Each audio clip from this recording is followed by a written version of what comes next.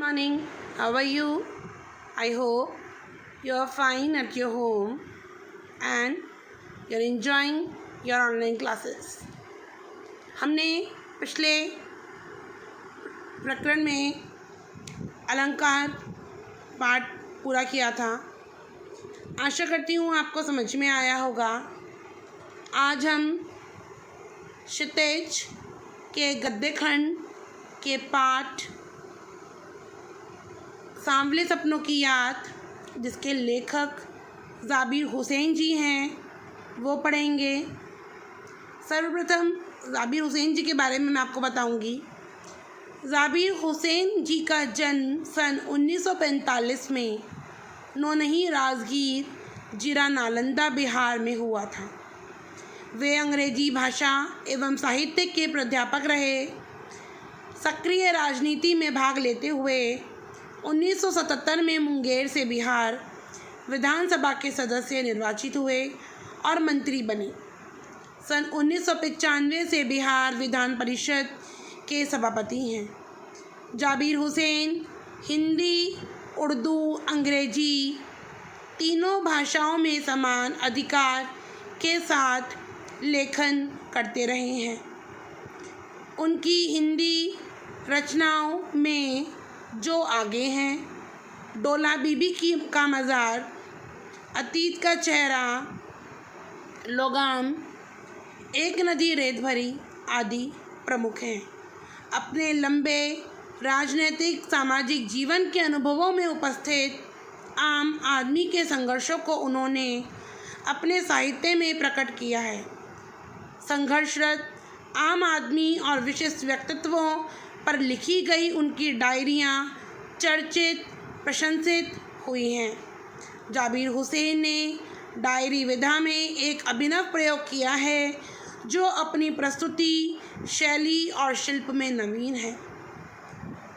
प्रस्तुत पाठ जून 1987 में प्रसिद्ध पक्षी विज्ञानी सालिम अली की मृत्यु के तुरंत बाद डायरी शैलन में लिखा गया संस्मरण है। सालिम अली की मृत्यु से उत्पन्न दुख और अवसाद को लेखक ने सांवले सपनों की याद के रूप में व्यक्त किया है। सालिम अली का स्मरण करते हुए लेखक ने उनका व्यक्ति चित्र प्रस्तुत किया है। यहाँ भाषा की रवानी और अभिव्यक्ति की शैली दिल को छूती है। बच्चों, ज़ाबिर हुसैन जी ने इस पाठ सांवले सपनों की याद में सालिम अली के विषय में बताया है कि सालिम अली एक पक्षी प्रेमी थे। वे हमेशा अपने संग कैमरा रखते थे और जहां प्रकृति को निहारते रहते थे। उन्हें पक्षियों के चित्र खींचना, पक्षियों के बारे में जानकारी प्राप्त करने में बहुत मज़ा आता था। मैं अब आपको पाठ पढ़ाऊँगी। आप अपनी किताबें साथ में लेकर बैठेंगे और साथ में पाठ का आदर्श पाठ करेंगे और समझेंगे। सांवले सपनों की याद। सुनहरे परिंदों के खूबसूरत पंखों पर सवार सांवले सपनों का एक हुजूम मौत की खामोश वादी की तरफ अग्रसर है। कोई रोक टोक सके कहाँ संभव है। लेखक बताते हैं कि सुनहरे परिंदों के खूबसूरत पंखों, सुनहरे पक्षियों के सुंदर सुंदर पंखों पर सवार सांवले सपनों का एक हुजूम मौत की खामोश वादी की तरफ अग्रसर है। कोई रोक टोक सके कहाँ संभव है। कोई किसी को रोकने टोकने में सक्षम नहीं है। इस हुजूम में आगे आगे चल रहे हैं सालिम अली। एक तरफ तो सालिम अली बूढ़े हो चुके हैं और फिर भी वह इस हुजूम में, इस भीड़ में आगे आगे चल रहे हैं। अपने कंधों पर सैलानियों की तरह अपने अंतहीन सफ़र का बोझ उठाए। अपने कंधों पर सैलानियों की तरह वह अंतहीन का बोझ उठाए सफ़र तय कर रहे हैं। लेकिन यह सफ़र पिछले तमाम सफ़रों से भिन्न है। उन्होंने अपने जीवन में जितने भी सफ़र तय किए हैं, लेकिन यह सफ़र उन सब सफ़रों से बहुत भिन्न है। भीड़ भाड़ की ज़िंदगी और तनाव के माहौल से सालिम अली का ये आखिरी पलायन है। भीड़ भाड़ की ज़िंदगी से दूर और तनाव के माहौल से दूर सालिम अली का ये आखिरी पलायन है। अब तो वो उस वन पक्षी की तरह प्रकृति में विलीन हो रहे हैं जो ज़िंदगी का आखिरी गीत गाने के बाद मौत की गोद में जा बसा हो। सालिम अली अब उस वन पक्षी की तरह हो गए हैं जो प्रकृति में विलीन हो रहे हैं और ज़िंदगी की आखिरी गीत गाने के बाद मौत की गोद में जा बसे हैं, जो इस दुनिया से अब दूर जा चुके हैं। कोई अपने जिस्म की हरारत और दिल की धड़कन देकर भी उसे लौटाना चाहे तो वह पक्षी अपने सपनों के गीत दोबारा कैसे गा सकेगा। लेखक बता रहे हैं कि सालिम अली इस दुनिया से दूर जा चुके हैं और कोई अपने जिस्म की हरारत और दिल की धड़कन देकर भी अगर उन्हें लौटाना चाहे तो वह पक्षी अपने सपनों के गीत दोबारा कैसे गा सकेगा। मुझे नहीं लगता कोई इस सोए हुए पक्षी को जगाना चाहेगा। लेखक कहता है कि मुझे नहीं लगता कि कोई इस सोए हुए पक्षी सालिम अली को जगाना चाहेगा। वर्षों पूर्व, कई सालों पहले खुद सालिम अली ने कहा था कि लोग पक्षियों को आदमी की नज़र से देखना चाहते हैं। वर्षों पूर्व खुद सालिम अली ने ये बात कही थी कि लोग पक्षियों को भी आदमी की नज़र से देखना चाहते हैं। क्या ये संभव है? उनकी भूल है। उनका ऐसा सोचना ही बहुत बड़ी एक कहा जा सकता है कि मजाक है। ठीक उसी तरह जैसे जंगलों और पहाड़ों, झरनों और आबशारों को वो प्रकृति की नज़र से नहीं, आदमी की नज़र से देखने को उत्सुक रहते हैं।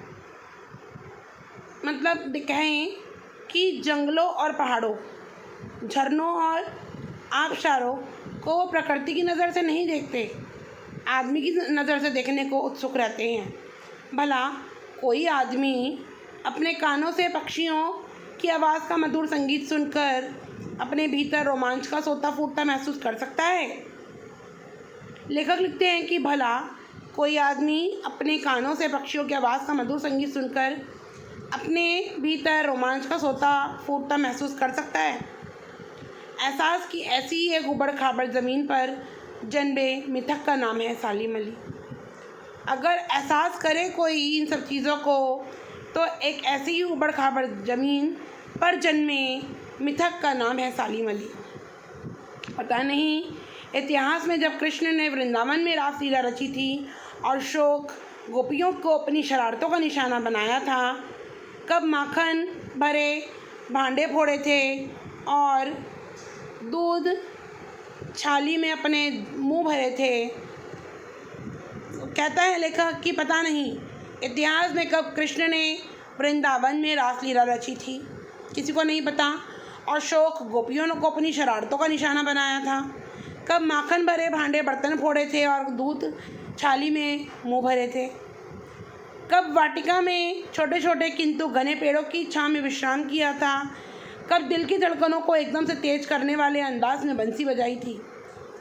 कब लेखक कहता है कि पता नहीं श्री कृष्ण के बारे में कुछ भी, कि कब श्री कृष्ण ने वृंदावन में रासलीला रची, कब उनके शौक गोपियों को अपनी शरारतों का निशाना बनाया, कब श्री कृष्ण ने माखन भरे भांडे फोड़े और कब दूध छाली में से अपने मुंह भरे, किसी को नहीं पता। कब उन्होंने वाटिका में छोटे छोटे किंतु घने पेड़ों, घने मीन्स बहुत हरे भरे पेड़ों की छांव में विश्राम किया, किसी को कुछ भी नहीं पता। कब दिल की धड़कनों को एकदम से तेज करने वाले अंदाज में उन्होंने बंसी बजाई कि उनकी बंसी की आवाज़ सुनते ही सबके दिलों की धड़कनें तेज हो जाती थी। पता नहीं किसी को कब वृंदावन की पूरी दुनिया संगीत में हो जाती। जब वह बांसुरी बजाते तो कब वृंदावन की प्रत्येक पूरी दुनिया संगीत में हो उठती। सांवला पानी उसे पूरा घटनाक्रम की याद दिला देगा। वृंदावन कोई जाए तो वहाँ के सांवला पानी इन सब घटनाक्रमों को क्रम से एक पंक्ति में सब कुछ याद दिला देगा। हर सुबह सूरज निकलने से पहले जब पतली गलियों से उत्साह भरी भीड़ नदी की ओर बढ़ती है तो लगता है जैसे उस भीड़ को चीरकर अचानक कोई सामने आएगा और बंसी की आवाज़ पर सब किसी के कदम थम जाएंगे। हर शाम सूरज ढलने से पहले जब वाटिका का माली सैलानियों का हिदायत देता तो लगता है जैसे बस कुछ ही क्षणों में वो कहीं से आ टपकेगा और संगीत का जादू वाटिका के भरे पूरे माहौल पर छा जाएगा। वृंदावन कभी कृष्ण की बांसुरी के जादू से खाली हुआ है क्या?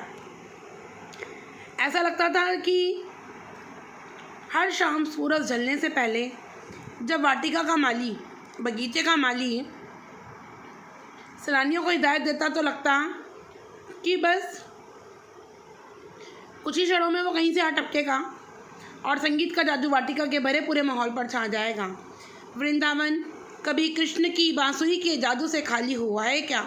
ऐसा माना जाता है।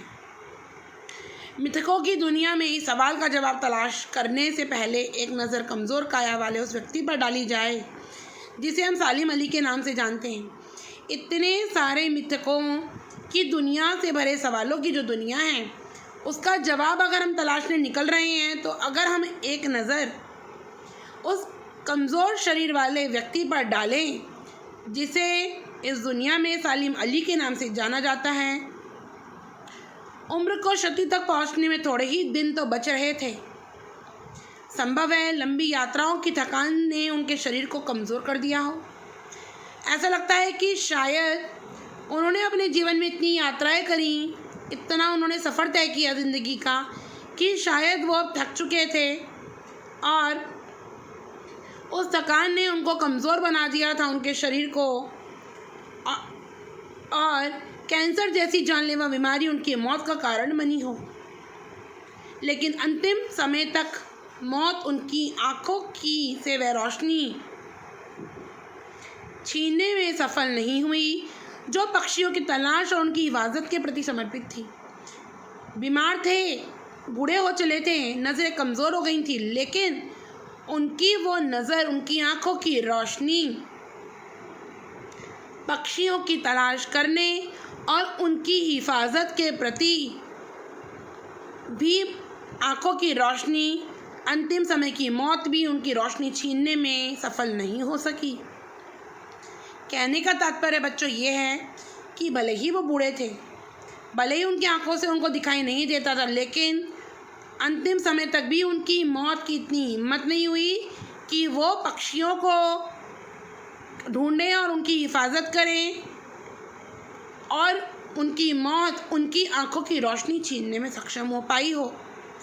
सालिम अली की आंखों पर चढ़ी दूरबीन उनकी मौत के बाद ही तो उतरी थी। जब तक वे जीवित थे उनकी आंखों पर दूरबीन रहती थी और उनकी मौत के बाद उनकी आंखों पर चढ़ी दूरबीन शायद ऐसा माना गया कि उनकी मौत के बाद ही उतरी हो। उन जैसा वर्ड वॉचर शायद ही कोई हुआ हो। वर्ड वॉचर, वर्ड को देखने वाला, लेकिन एकांत क्षणों में सालिम अली बिना दूरबीन भी देखे गए हैं। अकेले एकांत क्षणों में समय में सालिम अली को बिना दूरबीन के भी देखा गया है। दूर क्षितिज तक फैली ज़मीन और झुके आसमान को छूने वाली उनकी नज़रों में कुछ कुछ वैसा ही जादू था जो प्रकृति को अपने घेरे में बांध लेता है। वाकई वे एक प्रकृति प्रेमी थे। उनको प्रकृति भी अपने से दूर नहीं कर सकी। सालिम अली उन लोगों में से थे जो प्रकृति के प्रभाव में आने की बजाय प्रकृति को अपने प्रभाव में लाने को कायल होते थे। प्रकृति लोगों को अपने काबू में करती है, लेकिन वो प्रकृति को अपने काबू में करते थे। उनके लिए प्रकृति में हर तरफ एक हंसती खेलती रहस्य भरी दुनिया पसरी थी। उनके लिए प्रकृति में चारों तरफ एक हंसती खेलती रहस्यमयी दुनिया पसरी थी। कैसा लगता था जैसे प्रकृति उनके लिए ही बनी और वह प्रकृति की नहीं। प्राकृतिक चीज़ों से उन्हें अपार लगाव था। यह दुनिया उन्होंने बड़ी मेहनत से अपने लिए गढ़ी थी। इसके गढ़ने में उनका उनकी जीवन साथी तमीमा, उनकी बीवी, उनकी पत्नी, उनकी हमसफ़र ने काफ़ी मदद पहुंचाई थी। सालिम अली की पत्नी का नाम क्या था बच्चों? तमीना। और उन्होंने इस सफ़र को तय करने में उनकी बहुत मदद की थी। तमीना स्कूल के दिनों में उनकी सहपाठी रही थी। स्कूल के दिनों में जब सालिम अली स्कूल में पढ़ते थे तब तमीना उनकी सहेली थी, उनके साथ सहपाठी थी, उनके संग पढ़ती थी। और उसके बाद उनकी शादी सालिम अली से हो गई थी। आगे का हम लोग अगले प्रकरण में करेंगे। ये भाग 1 है। आप लोग इस पाठ को ध्यान से पढ़ेंगे और समझेंगे।